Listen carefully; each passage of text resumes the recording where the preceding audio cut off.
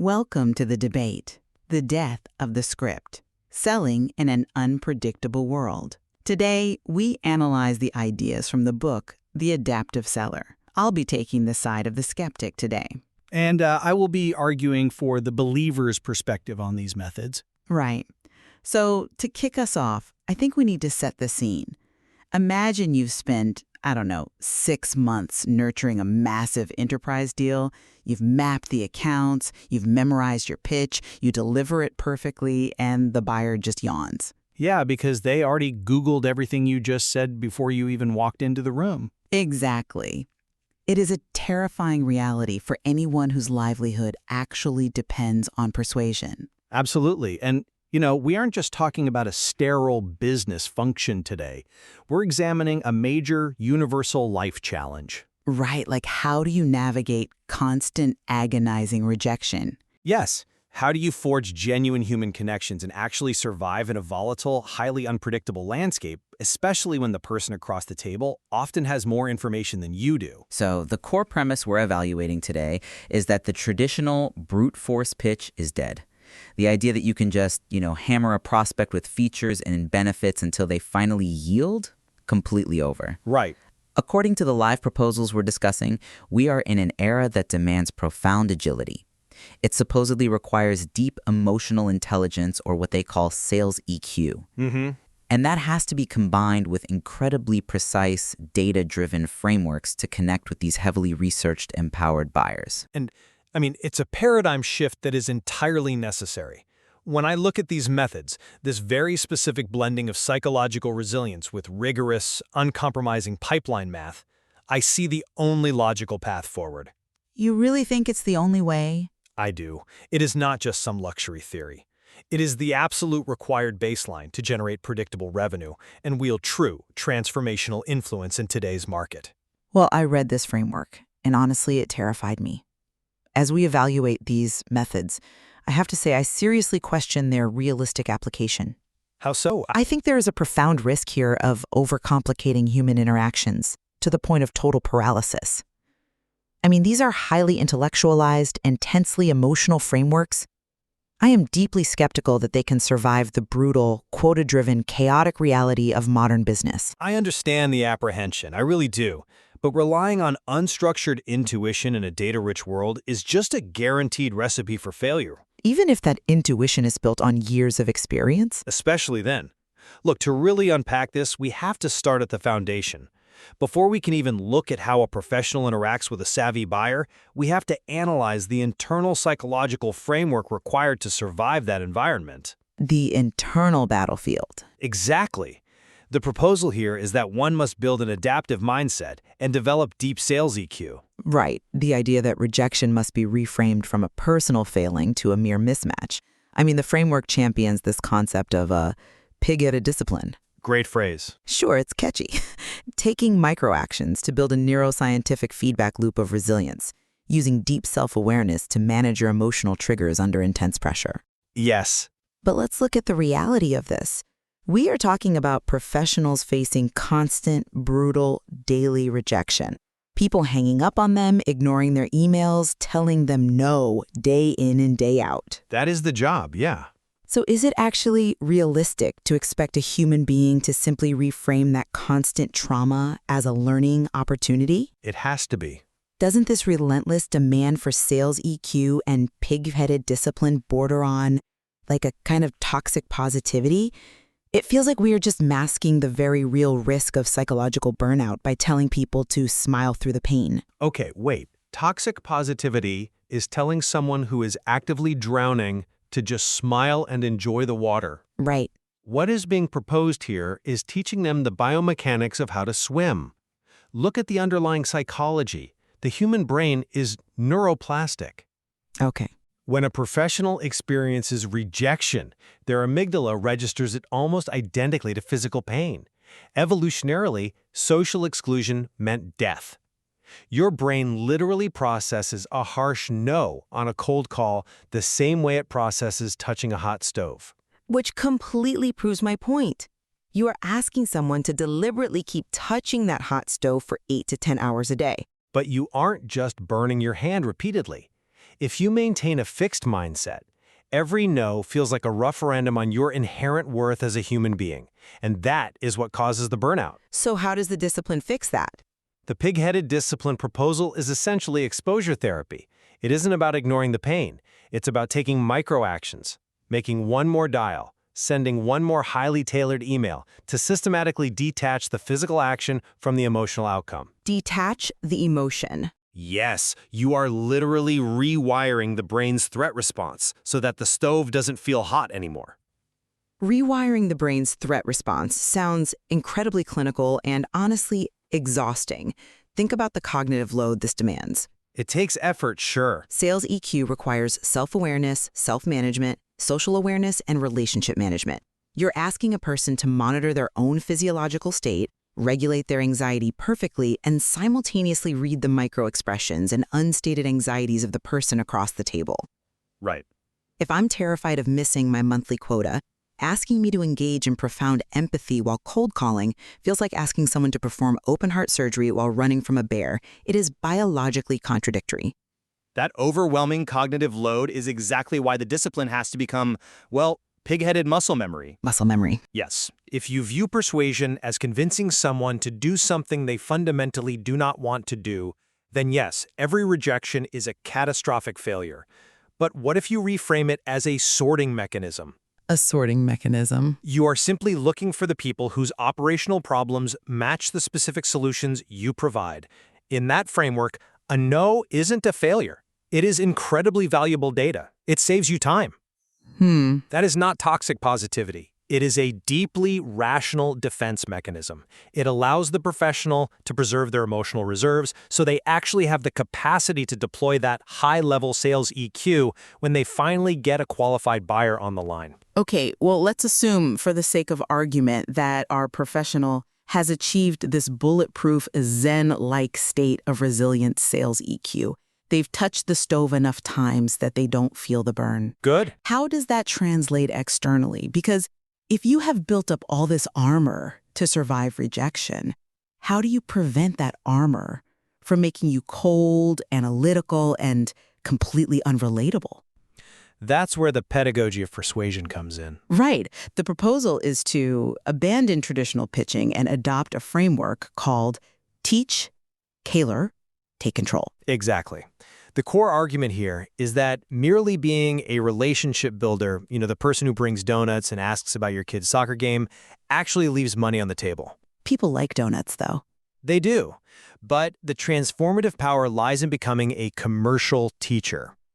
You have to proactively bring novel, provocative insights that challenge the buyer's entrenched assumptions about their own business, thereby creating new demand that didn't previously exist. Listen to what you are describing. This sounds exactly like an arrogant doctor walking into a hospital room. Oh, come on. No, really. You walk into a complex organization, look at an executive who has been in the industry for 20 years, and you diagnose them before they have even admitted they're sick. The risks here seem astronomical. They aren't, if done right. But human beings naturally raise their defenses when they are told they are wrong. If a seller constantly challenges a buyer's deeply held beliefs, aren't they going to immediately destroy the very rapport and trust that we just established was so essential? You have to distinguish between challenging an individual's personal ego and challenging their operational assumptions. The arrogant doctor walks in, barely glances at your chart, and tells you what to do based on generic textbook knowledge. Okay. The commercial teacher utilizes the second crucial step in the framework, tailor. You do not walk in with a generic provocation. You bring a highly specific data-backed insight that they literally cannot see because they are too close to their own problem. Give me an example of how that doesn't just alienate the buyer immediately. Okay, imagine you're meeting with a senior executive at a mid-market manufacturing firm. The traditional relationship builder walks in, asks about their weekend, and eventually says, so, what keeps you up at night? A classic question. Right. And the executive gives a standard, prepackaged answer about supply chain costs. Suddenly, you're just another vendor trapped in a race to the bottom price war. Sure. The commercial teacher takes a totally different approach. They walk in and say, our data across the sector shows that mid-market manufacturers are actively losing 3% of their total margin to hidden logistics bottlenecks that they don't even track. Here is exactly how that invisible bleed is likely manifesting in your current quarterly reports. But you are still deliberately inducing friction. You're looking at an executive who likely built that logistics network and telling them they are losing money and are entirely blind to it. Yes, but The proposal to take control of the conversation sounds very close to steamrolling the prospect under the guise of being an insightful consultant. it is only steamrolling if your data is wrong or if you lack the sales EQ to deliver the message with empathy. Yes, you are introducing friction, but it is constructive friction. Constructive. The goal is to generate new demand, not just passively respond to existing demand. If the buyer already perfectly understands their problem and knows exactly how to solve it, they don't need you. They just need a product catalog and a pricing sheet. Fair point. The only way you create actual value in an unpredictable world is by illuminating an unseen threat or an untapped opportunity. You are not attacking their competence. You are arming them with market visibility they didn't have. Buyers ultimately respect professionals who force them to think critically about their business far more than they respect professionals who just try to be their friend. Okay, but if you're deliberately injecting that kind of friction, you need a flawless mechanism to manage it, or you are just going to get thrown out of the room. Absolutely. Which moves us directly into the mechanics of discovery. How do you systematically uncover a buyer's pain so that they are the ones demanding the change rather than you forcing it upon them? The methods proposed are spin, situation, problem, implication, need payoff, and gap selling. Which are brilliant because they quantify the problem. The core idea of gap selling is to measure the gap between the buyer's current painful state and their desired future state. Right. Once you put a hard number on that gap, the cost of inaction becomes tangible. Pair this with the inbound revolution, where you align with the buyer's prior online research journey, and this framework makes your solution feel like the buyer's own logical conclusion. But does this actually work in the long run against the modern, highly empowered buyer? I mean, if buyers have done their research and know as much as we claim they do, won't they instantly recognize these structured questioning frameworks? Not necessarily. When you start walking them down the SPIN path, it feels like a thinly veiled, manipulative interrogation. It only feels like an interrogation if you treat it like a rigid script to read from, rather than a fluid framework to embody. Think about why spin and gap selling actually honor the buyer's intelligence. Okay, how so? Yes, empowered buyers have done their research. They know the features of your product. What they frequently do not know is the true, quantified cost of their own internal problem. They know their internal software is slow. That is the problem stage in spin. But they haven't done the rigorous math on the implication. Meaning they haven't calculated exactly how much money that slowness is costing them in like lost labor hours or customer churn. Exactly. So when you move to the implication questions and ask, how does this specific system delay impact your customer retention rate this quarter, you are not manipulating them. You are facilitating a necessary diagnostic process. I see. Gap selling takes it a step further into the math. You establish the now state. Let's say they are losing $50,000 a month in churned accounts. Then you establish the future state. Implementing a new system could realistically cut that churn in half. The gap is $25,000 a month. That is their literal cost of doing nothing. Right. When the buyer does that math and articulates that number themselves, the urgency isn't manufactured by the seller. It is revealed by reality. I understand the logic of the math, but let's look at how this lands in a real human interaction. When you sit across from a savvy buyer and start guiding them through this highly structured sequence, they can feel the walls closing in. The walls closing in? Yes, they know that when you ask, if we could eliminate this bottleneck and save you $25,000 a month, what would that mean for your bottom line? You are setting the trap for the need payoff question. You are boxing them into a corner where they have no choice but to agree that your product is necessary. I wouldn't call it a trap. It feels highly engineered. It lacks the authenticity that compelling sales stories and genuine human connection are supposed to foster. By relying on these mechanical frameworks, we risk stripping the humanity entirely out of the interaction. The framework is not the entirety of the conversation, it is just the scaffolding. You weave those authentic, compelling sales stories directly into the gap. How? When they articulate that painful now state, you don't just mechanically jump to the next question on your clipboard. You pause. You validate their frustration by sharing a story about a previous client who was in that exact same agonizing position. Okay, adding the human element back in. Furthermore, remember the inbound methodology context. You aren't dragging a prospect off the street to interrogate them. They have been consuming your targeted content. They raised their hand and asked for a meeting. They opted out. Exactly. They are entering this conversation actively looking for an expert to help them clarify the muddy waters of their own business.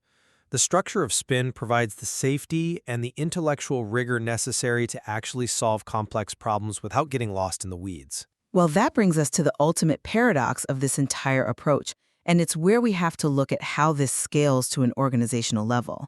We're moving from the psychology of the individual conversation to the machinery of the business itself. Yes, the scaling phase. The proposal here is the science of predictable revenue. The argument is that relying on individual sales heroics, having one charming person do everything, is completely obsolete. Completely. We must replace gut feelings with customer relationship management software, or CRM analytics. We enforce strict key performance indicators, or KPIs, and most importantly, we hyper-specialize the roles. Yes, which fundamentally transforms how a business operates. You have sales development representatives, or SDRs, dedicated entirely to prospecting and hunting for leads. Right. You have account executives, or AEs, whose sole job is to run discovery and close deals. And you have customer success managers, or CSMs, who take over post-sale to ensure retention. All of this is governed by mathematical principles like the law of replacement and the 30-day rule. Okay, here is the massive contradiction that I just cannot get past. Let's hear it. We have spent this entire discussion arguing for profound human empathy, dynamic storytelling, nuanced emotional intelligence, and acting as a trusted commercial teacher. Now, the proposal is to take that highly empathetic professional and reduce them to a hyper-specialized cog in a KPI-obsessed, data-driven machine. Doesn't strict adherence to standardized data and rigid role specialization completely kill the exact agility and humanity these methods claim to champion? I fundamentally disagree that the system kills the humanity. In fact, the system is the only thing that actually protects the humanity. Protects it. How? Let's look at the psychological reality of the unspecialized seller. If I am responsible for finding my own leads, doing the discovery, challenging the buyer's assumptions, closing the deal, and then onboarding the client, I am perpetually panicked. Fair enough. I am experiencing exactly the psychological burnout you warned about in our first segment. Look at the mechanism of the 30-day rule. It states that the prospecting you do today impacts your income 30 to 90 days from now. Right, because the sales cycle takes time to mature. Exactly. So if an account executive is spending all their time trying to close deals at the end of the month, they stop prospecting. 30 days later, their pipeline is completely dry. And then they panic. Right. When a seller has an empty pipeline, they develop what the industry calls commission breath. They become desperate. Their brain goes into survival mode because they need to pay their mortgage. That underlying biological panic completely destroys their ability to be an empathetic consultant. They stop listening to the buyer's actual needs because their internal monologue is screaming, "I need this deal." So your argument is that role specialization isolates that pressure. Precisely. By dividing the roles, you remove the panic. The SDR uses fanatical prospecting to maintain the law of replacement, ensuring that every time a deal closes or falls through, a new lead replaces it. So the pipeline is never empty. Because the pipeline is always full, the account executive is never desperate. They can actually sit down, deploy their sales EQ, utilize gap selling, and be a patient commercial teacher, because their survival doesn't hinge on this single interaction. The CRM isn't a cage to trap the seller. It's a central nervous system. It captures the data so that empathy can actually be scaled and tracked. I understand the theory of an overflowing pipeline reducing anxiety, but let's look at the reality of how a CRM actually functions in an office. Okay? In practice, the CRM often becomes a digital micromanager. When you enforce strict KPIs, you inherently incentivize behavior that serves the metric, not the human being. That can happen, yes. If an SDR is measured and bonused solely on the number of meetings they book, They will push completely unqualified leads onto the account executive's calendar just to hit their daily number. And consider the buyer's experience in this assembly line. The assembly line. As a buyer, you establish a deep, empathetic connection with the SDR. You finally feel understood. And what happens? You are abruptly handed off to a completely different person, the account executive. And the moment the deal is signed, you are handed off again to a customer success manager.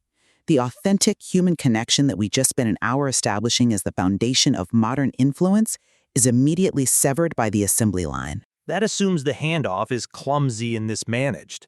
A poorly run system will always feel mechanical, but a truly data-driven, specialized system utilizes the CRM to ensure that the context transfers seamlessly. But it's still a different person. Yes, but the AE does not start the conversation from scratch. They start armed with the meticulously logged insights gathered by the SDR. The buyer doesn't feel abandoned. They feel like they are being escalated to a specialist. A specialist? Think about the medical field.